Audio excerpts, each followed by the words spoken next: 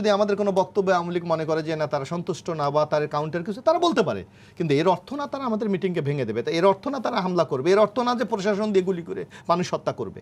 আমাদেরও তো প্রশ্ন একই, আপনার ভাই যে প্রশ্নটি করেছে আমার প্রশ্ন তো একই জায়গায়, আওয়ামী লীগ এটা করতে যাচ্ছে কেন? কারণ আওয়ামী লীগ ভালো করে জানে জনসমর্থন তার পক্ষে না, তাকে জোর করে মানুষকে জিম্মি না করার জন্য বলছি না, যে বিষয়টি ছিল মানুষকে জিম্মি না করা বা এই সময় এসে আমরা আগের বাস্তবতা এখনকার বাস্তবতা অনেক ভিন্ন এখন, তো এই সময় এসে রাস্তার মধ্যে মানে রাস্তার মধ্যে সমাবেশ বা এক জায়গায় নির্দিষ্ট এই বিষয়গুলোই আসলে আমি একটা বলি, আপনি দেখেন আমি শুধু এটা আপনাকে বলছি না, আমি না সবার আমি একটা বলি, আজকে দেখেন আপনি বাংলাদেশে আমার এই যতটুকু জীবন দশে দেখেছি, একসময় পল্টন ময়দান ছিল জনসভা করার জন্য, আপনার নিশ্চয়ই আপনার ভাই দেখেছে, তারা কাভার করেছে, ধারাবাহিক দেখেছে।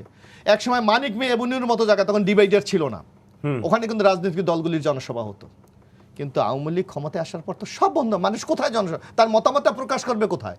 মুক্তাঙ্গন ছিল একটি জায়গায়, সেখানেও মিটিং হলো, তো সেইটা আওয়ামী লীগের সহ্য করার মতো তার অবস্থা নাই, সেই মানসিক অবস্থা তার নাই, যার কারণে সব বন্ধ করে দিয়েছে। আপনি সোহরাওয়ার্দী উদ্যানে আপনি দেখেছেন যে আওয়ামী লীগের 3 মাস ব্যাপী তারা বরাদ্দ নিয়ে সেখানে সমাবেশ করছে, আপনার মনে আছে? বিএনপিকে সেখানে সমাবেশ করতে দিচ্ছে না। এই যে বিরোধী দলকে দমন করার যে কৌশল, এই যে বিরোধী দলকে রাজনীতি করতে না দেওয়ার, এইটাই তো আজকে এর জন্যই তো তারা জনগণের কাছে যেতে ভয় পাচ্ছে। এই যে দর্শকরা যে কথাটি বলেছে, জনগণের জিম্মি কারা করেছে? আওয়ামী লীগ করেছে। আওয়ামী লীগ যদি সোহরাওয়ার্দী উদ্যানে জনসভা করতে পারে, বিএনপি পারবে না কেন? বিএনপি কি পাপ করেছে? অর্থাৎ তারা গণতন্ত্রে বিশ্বাস করে না, কোনো সংগঠনকে বিশ্বাস, যার জন্য আপনার নিচে মনে আছে এখানে দারাভাই বা আফরোজ ভাই আছে, যার কারণে স্বাধীনতার পর তো বাংলাদেশে একটি রাজনৈতিক দল ছিল, মূল দল, আর তো দল ছিল না, তার নির্ভর একটি দল ছিল জাসদ।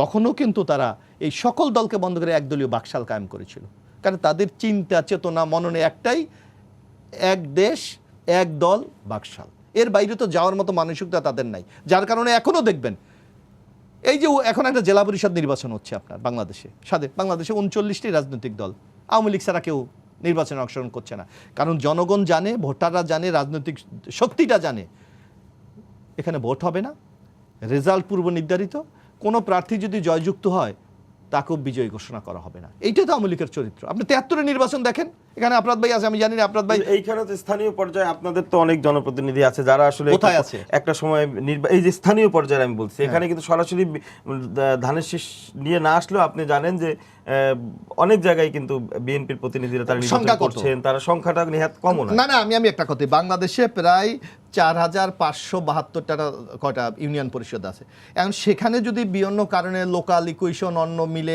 পারিবারিক ঐতিহ্য মিলে 200 লোক নির্বাচিত হয়, সেটাকে কি আপনি নির্বাচিত বলবেন? সেটা তো তার নিজের বাহুবলে হয়েছে। বাংলাদেশে এরকম বহু জায়গায় অনেক ঘটনা ঘটেছে, অনেক জায়গায় আছে, অনেক প্রার্থী আছে যে এমপিতে স্বতন্ত্র দ্বারাই সে জয়যুক্ত হয় না। তো সুতরাং আপনাকে কোনো ব্যতিক্রমকে তো আপনার নিয়মের মধ্যে ফেলতে পারেন না, কোনো ব্যতিক্রম কখনো এক্সাম্পল হতে পারে না। আপনি যেটা বলছেন আজকে তো বাংলাদেশে কোথাও নিয়ে আপনি দেখেন এই যে জেলা পরিষদ যে নির্বাচন, সেই নির্বাচনে সব আওয়ামী লীগের, এর তো বাইরে কেউ নেই, 2 জন শুধু স্বতন্ত্র নমিনেশন সাবমিট করতে গিয়েছিল, করতে পারেনি, কিন্তু একটা সিলেটে পিটিএ ডিসির অফিস থেকে বের করে দিয়েছে, রংপুরে একই অবস্থা তৈরি করেছে।